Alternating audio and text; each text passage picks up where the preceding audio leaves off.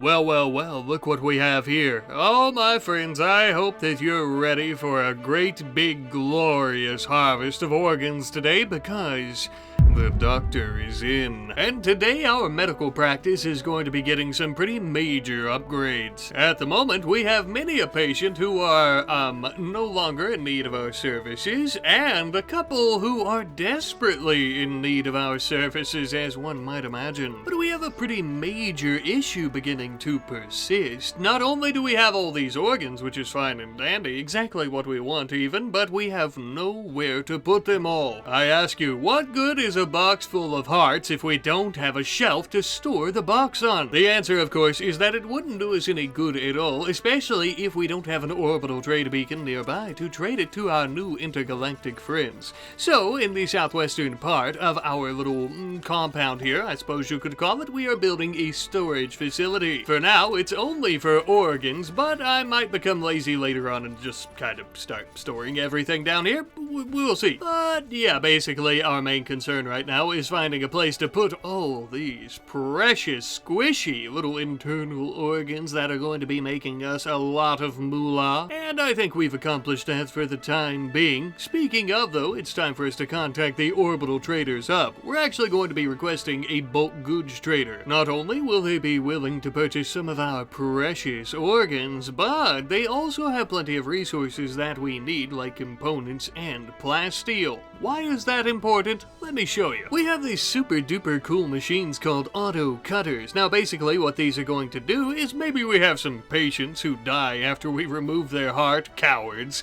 but we still have their meat, we have their leather, and other things of theirs that might be useful to us that Cam doesn't really want to have to go in and cut open and whatnot himself, so these machines will do that for us. But they do require plasteel, something that we currently don't have a lot of. Now, while we're waiting on our orbital trader compadre to arrive around the planet's orbit, which is going to at least take a couple of days, I would say, we can go ahead and build our new butcher shop.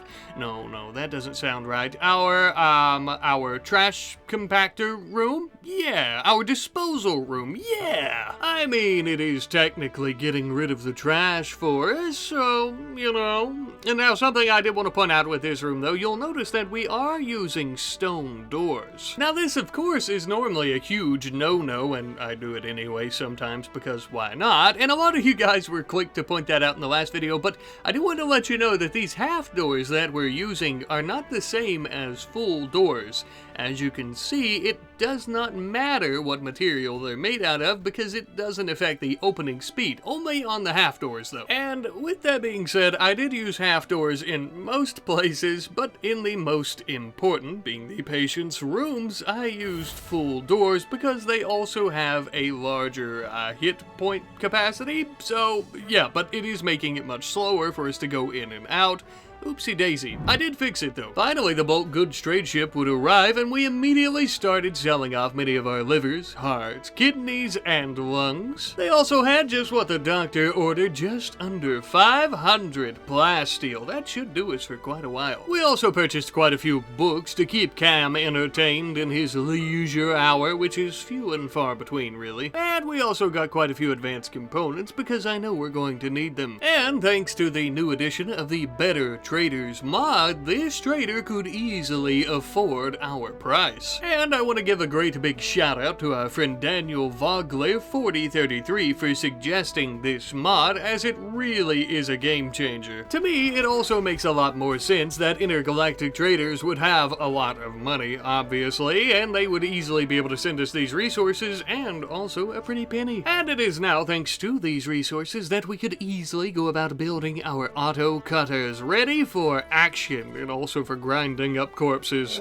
Speak of the devil, we might just have some corpses. It would seem that we have a great big group of tribal patients looking to obtain some of our medical services. We are more than happy to oblige. Please, one and all, come on down into our little laser hole here and take a quick little nap with some tear gas, and we'll be with you in a moment. I understand that this might seem a little unorthodox, but technically it is free healthcare. We're not charging them anything, except for their internal organs, of course. And with that, it looks like our operating tables are going to be completely overflowing. Now, most of these patients were kind enough not to die out there in the kill box on us, but not all of them were so courageous, unfortunately. It would seem we have a couple of corpses to dispose of? Something. We're gonna stuff them down this meat grinder and turn them into paste. Now, technically, this does leave their clothing intact, even though it is tainted, of course, so we could technically wash it and sell it as well, but I don't know, we might do that. I'm mostly just focused on organs, meat, and leather at the moment, which is why this room is ice cold, and where we have these pallets coming in handy, where we're going to be stuffing all this human meat and leather so that we don't have to look at it. But you know, something that would be much more pleasant on our eyes, as well as our patients' eyes, and maybe, you know, try to keep them from breaking out every 5 minutes, is some nice artworks. And so we had one of our androids go ahead and start sculpting some. He was the best out of all of us, which was shocking, but whatever. Even an ugly sculpture of art is better than no is it? I don't know. Something I do know is that it is absolutely cold as shit. Well, I think we already went through one winter last episode, if I'm not mistaken. It actually wasn't all that cold. Maybe that was just fall? I don't know, but we need some heaters, by golly, Miss Molly. And so in between our daily checkups, and by that I mean a nice little incision under the old scalpel, if you get my drift, we would also be building heaters in the patients' rooms. After that, we started focusing our efforts on building something of an android bay, a place where they can all go to their charging stations to get powered back up, as well as a nice little spot where we can actually build more if and when we choose to do so, which is actually immediately. Yeah, our android Rise has the best crafting and smithing skills and techniques, which is unfortunate because he pretty well sucks at it, so this is going to take a while. That's okay though, because we had an uprising or two to put down with some syringes and a good old stun baton to the noggin. Unfortunately, my friend, it would seem that we've broken the bridge of your nose with our baton, but luckily your more expensive parts are well intact. Unfortunately for you. Another day or so later, and we finally have 2 new Tier 1 androids going by the names of Vic and Addison to add on to our workforce. And of course, they were extremely useful because as they were going about hauling and cleaning and constructing and yada yada yada, we could go about harvesting organs, which is the name of the game, and also the name of this video, of course. For the most part, operations were going very smoothly, but there was one teeny tiny issue. We couldn't really keep the lights on currently with the power generating methods that we were using, which is solar and wind. So the natural solution is to harvest power from the planet itself, kinda like how we harvest organs, but you know, on a much larger scale, a planetary scale. We're gonna make geothermal generators, that's the short of it. But of course, Rome wasn't built in a day, and we'll need to finish up the research first, also taking a break here and there to do some trading with orbital traders, selling them all of the lungs and you know what we're selling them. We would also end up buying a cybernetic arm. Now, why did we do that? I don't know, because you can clearly see it says that it's only for Tier 4 and 5 androids. I guess I thought that I could add it on to Cam and turn him into a cyborg. It was a bit of an oopsie daisy. You know I love to make those. Yeah, at the very least we ended up getting plenty of medicine, which was crucial for our operations. Technically, we could of course use herbal medicine by growing it ourselves, and here and there we actually had done that, but the chance of completing the surgery properly wasn't as high.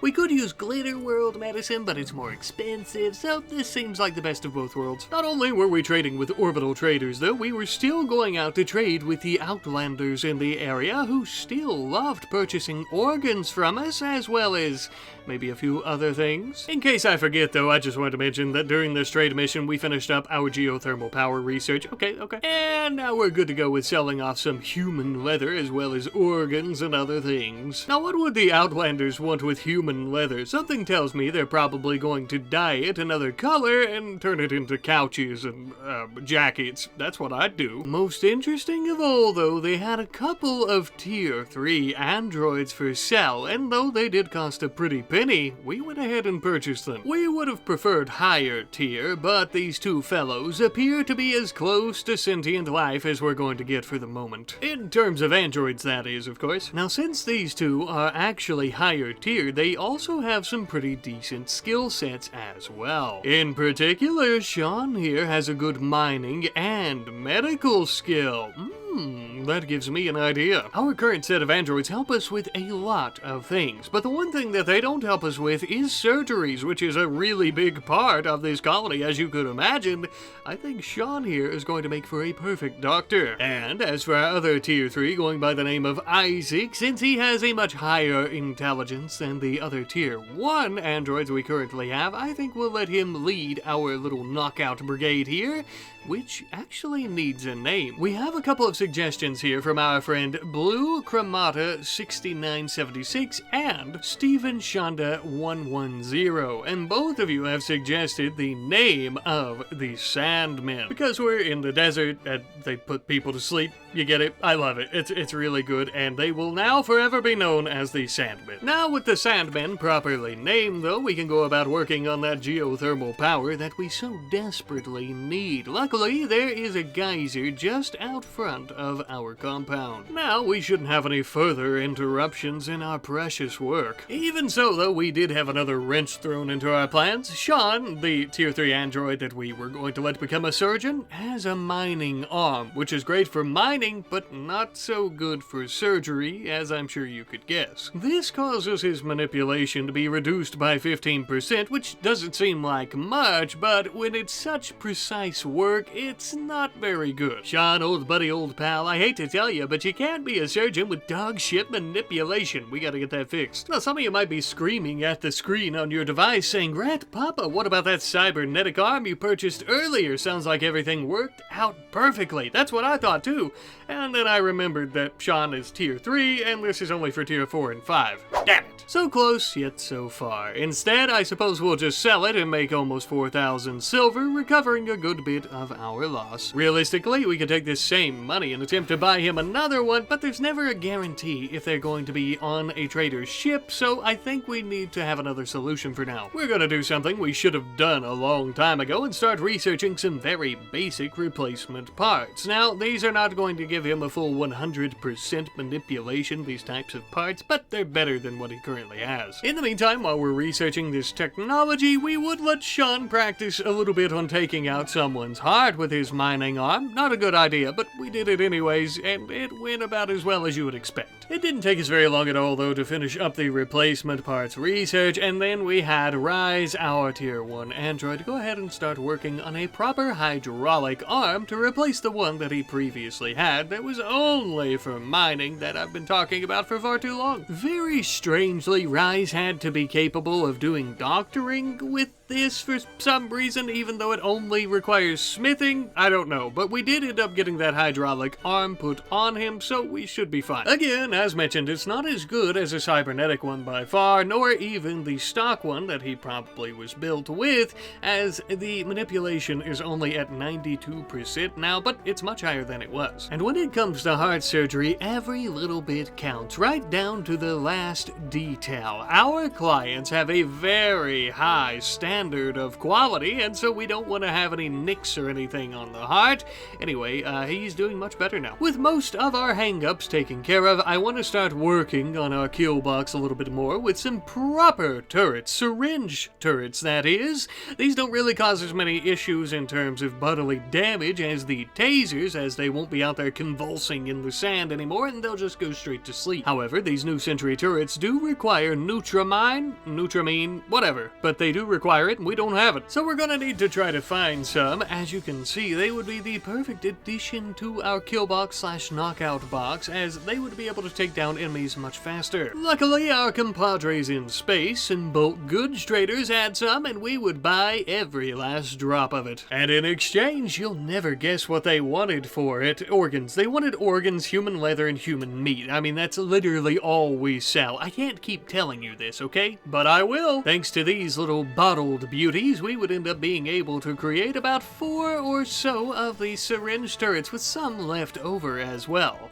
Not only these, but we also threw in a few extra taser turrets just for good measure. As we continue growing and raids continue growing as well, there's also some space in between our taser turrets for syringe turrets or even more taser turrets, so that we should be able to handle even the largest of enemy attacks. The only problem that we face now with all this completed is where we're going to be storing all of these new patients. So, using a lot of the silver that we've made this episode, which is indeed a lot, we would end up creating some more and actually better sterile rooms out of nothing but sterile walls and also sterile flooring. Something that we should have done with the previous ones. We didn't have enough money. You probably remember that. But these are much higher quality, and every surgery that takes place in one of these new rooms for our patients should go down butter smooth. Speaking of patients, it would seem that we have many a folk just dying to come and check into our humble abodes here in our medical facilities. Hey, wait, do you guys think that pig organs,